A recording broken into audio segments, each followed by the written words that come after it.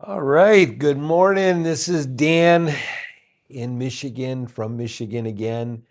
And I wanted to do one more video on the lawn business. Um, I think in the first couple videos, and I'll have the links below in here, how I started a lawn business with $0 and how I expanded it into the second year. And then I continued to have the business for about 3 more years. A lot of things that happened over those next 3 years, especially into the third year, after the third year.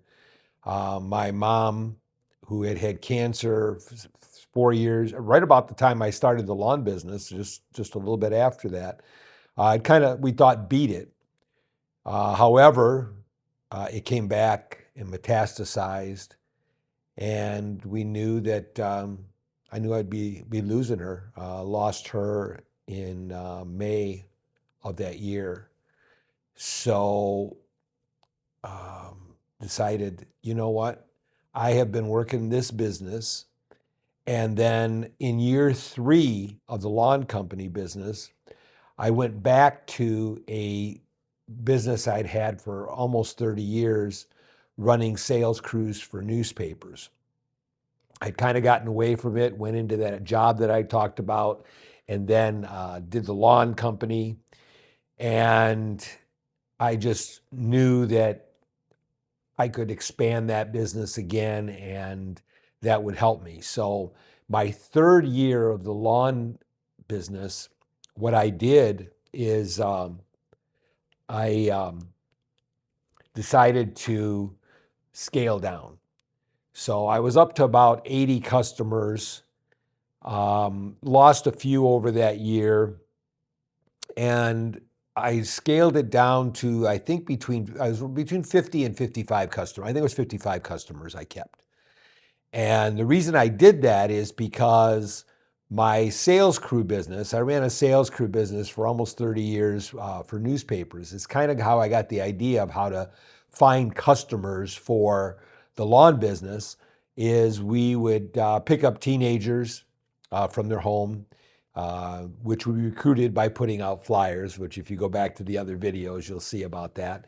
And these were kids that were anywhere from 12 to 17 years old. It gave them an opportunity to work after school, be able to talk to people about about subscribing to the Detroit Free Press, Detroit News. We had some crews that I had built for other newspapers as well, such as the Monroe Evening News, which we did shortly, the Oakland Press, which was one of my biggest accounts. And so, we did other newspapers, and decided to go back to that. And that was an afternoon type of thing. So what I wanted to be able to do was to take the lawn business in the mornings, be done by noon, 1 o'clock, and be able to go. So still making, I'd gotten it down to a science by then, right? I mean, I could do 10 lawns a day, no problem. And so I would do 10 to 12 lawns every single day. If I needed to do more because of the weather, then what I was going to have to do is have help. So I decided to keep my help on. And we were actually able to kick out all 55 lawns in about 3 days. I had a guy that was pretty good. He was a tow truck driver, actually, but he was dependable. Finally had found somebody that was real dependable, and paid him by the lawn. So it was more profitable for him, and we could get done quicker. And that was really good. So I was able to do that into my third, fourth, and fifth year. And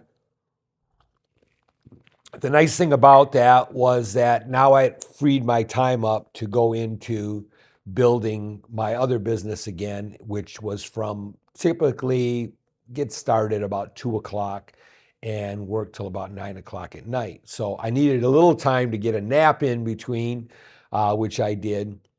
And so for the next 3 years, I was pretty consistent of being able to get out there and make consistent money. Really kind of more than doubled my income by adding that sales crew back in.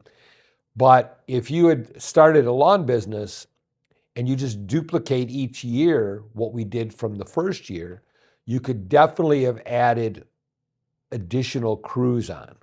Okay.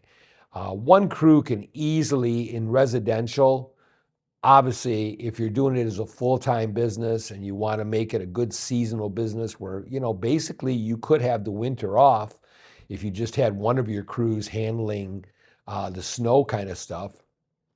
But the way to do it would be to scale it up from 70, 80 customers. One crew could easily handle 150 customers a week. Okay, and that's very profitable. You definitely want to make sure of a few things. Number one, you need a good place that will fix your equipment quickly. So, it'd be nice to be able to have a mom and pop guy and maybe he, somebody that really knows what they're doing, works out of their garage, that will do your stuff for you quickly, but that doesn't always work. So, you need a good business that will, hey, look, I need a turnaround, possibly even somebody that says, hey, we can give you a mower to use while yours is getting fixed, even renting another mower. You don't want to be down, okay?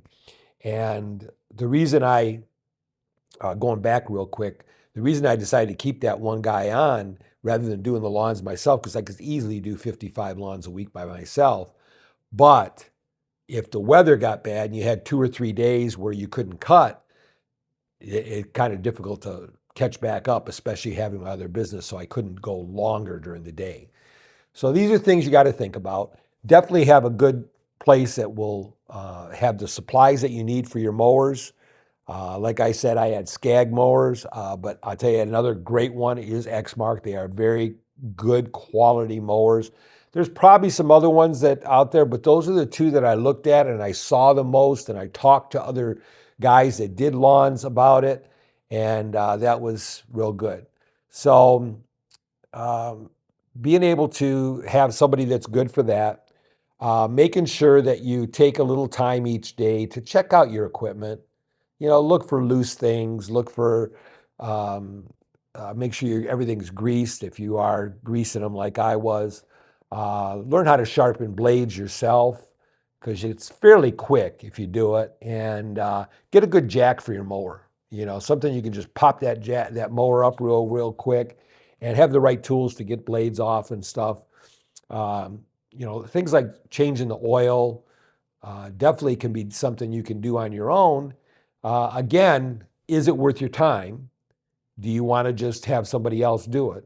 But making sure that everything's running smoothly, because that money that you put aside each week for maintenance is so worth it to make things going on quickly. And eventually, if you're smart, you're going to make sure you have extra mowers of your own.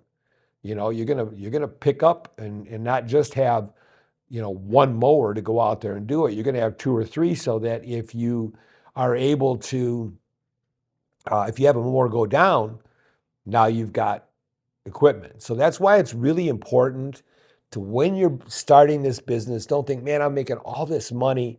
Your first year, you may have to use most of it if that's the situation you came into, but no matter what, you've got to be putting money aside for that. Okay. And also remember that whatever vehicle you're using to haul your trailer is also something that requires maintenance as well. Last thing you want is that going down, because then you're really, now you got to rent a vehicle, and that's gotten more expensive over the years.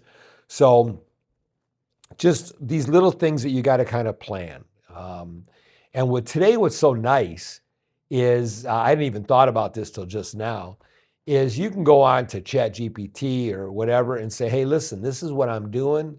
What are the things that I need to think about? What is the average cost of maintenance and da-da-da-da-da, and you can put the whole little plan together before you even get started.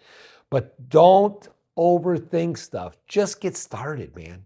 It is amazing. It was a fun business.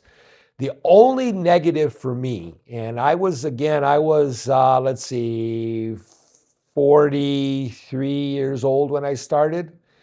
I got plantar fasciitis from having to walk behind mower all the time. So I was able to kind of get through that, and I was able to find physical therapy that helped me get past that. But that might not be something that you want to deal with. So make sure that you're going to be doing a lot of walking no matter what. You're also going to do a lot of hydrating if you're in a warm area, which very likely if you're cutting lawns, you're going to be in a warm area. I would go through a couple gallons of water a day and not use the restroom. I mean, that's how much, when it's warm out, that's how much water you're going to need to at least drink in order to stay hydrated. A lot of guys wear stuff over their heads and hats and stuff like that, which I did. I had like a nice rimmed hat that was cool to protect my bald head, as well as to keep the sun out of your eyes and stuff. Good glasses. These are all things you'll get when you're going. You don't really need me, but just kind of think about, having good glasses, good equipment. And the last video I kept talking about what was the name of the blower that I bought and the brand. And it was Red Max. I'm telling you, Red Max, they make some phenomenally strong blowers. I'll tell you a little quick story. My youngest son, when I bought my first Red Max backpack blower, was only like 5 or 6 years old. And he went out with me one day to try to help me. And I thought, well, I'll have him blow. So I put the backpack blower on, and this was this was the Echo blower, which is the smaller one. And he put the backpack blower on and had it on in his arm like this. And Nathan all of a sudden starts pushing the button. And I said, okay, go ahead and start just blowing the grass. Figured give him something to do while he's out there.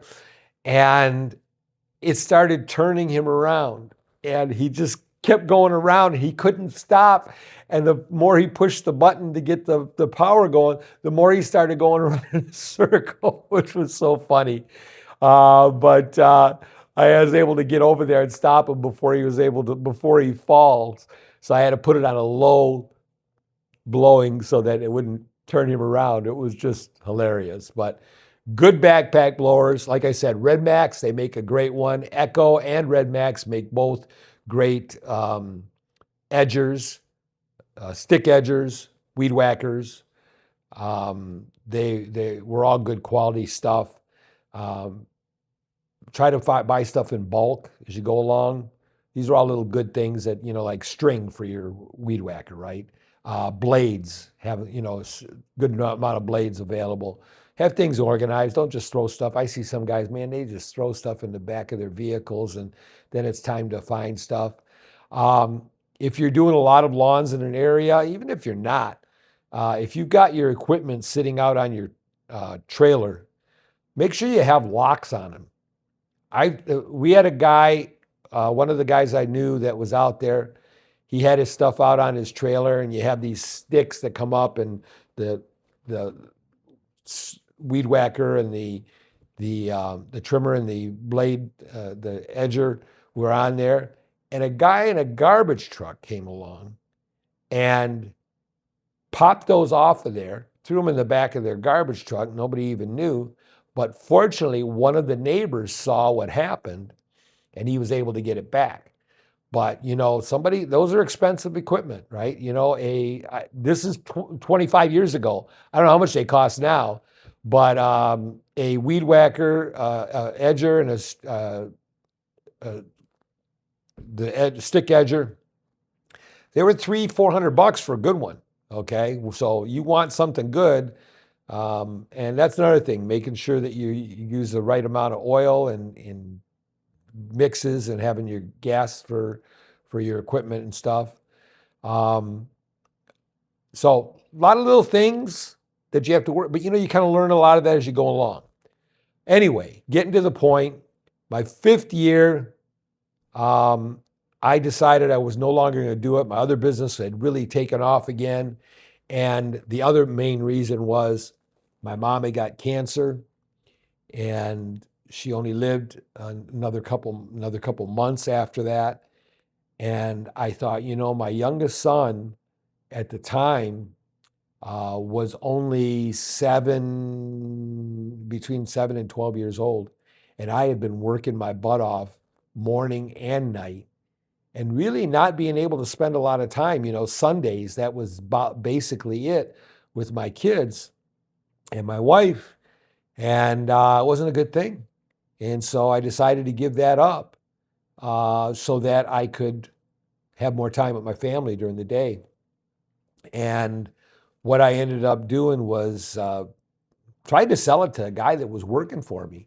I gave him an opportunity to buy it on a kind of a contract kind of thing where he could just pay me every year for 3 or 5 years to have it paid off.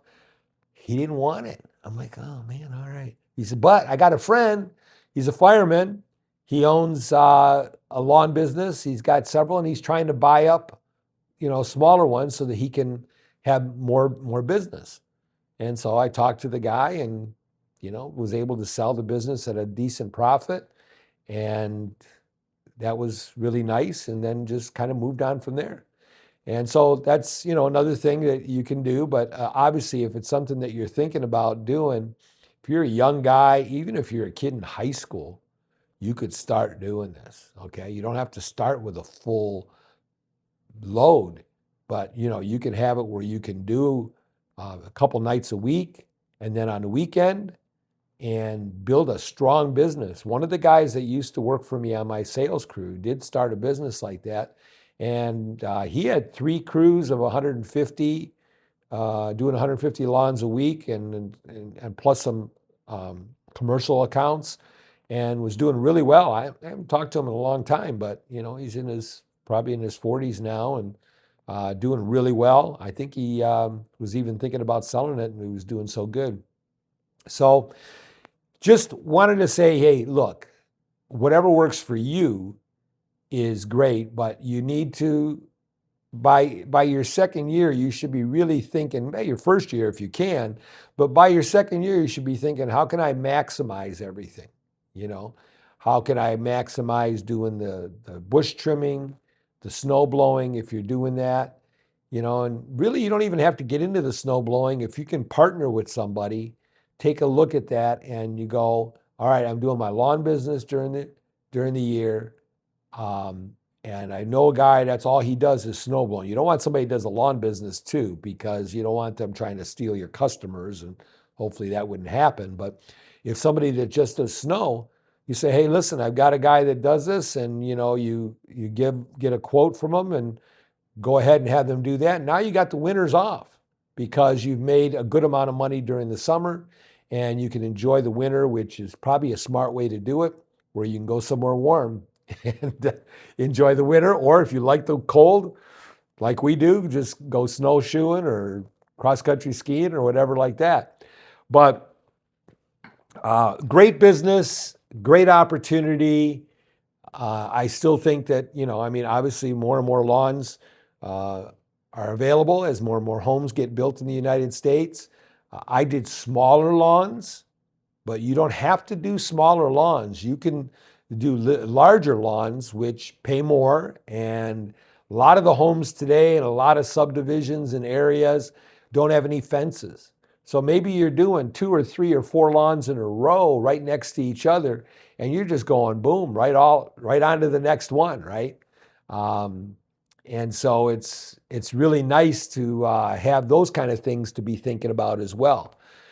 Anyway, I've rambled enough. Hopefully this video helps you. Again, I'm going to put the link to the last 2 videos in here, and you can see what I talked about on how to get things started and move on from there. But also think about your time and how you can budget your time and maximize your time so you're not neglecting family if you have family, and you are maximizing your time. And again, I think it's a good idea to think about doing the lawn business and having a separate or a partner not necessarily a partner. Careful about business partners too. That's another thing, okay? When I say partner, I mean somebody that you'll work along with, where you'll have an agreement that, they're going to do your snow for the winter, and then you're able to free up your winter to do what you like, which also means budgeting to last through the winter, right? Okay, so those are also good things. Anyway, have a fantastic day. Dan from Michigan. Look forward to our next video.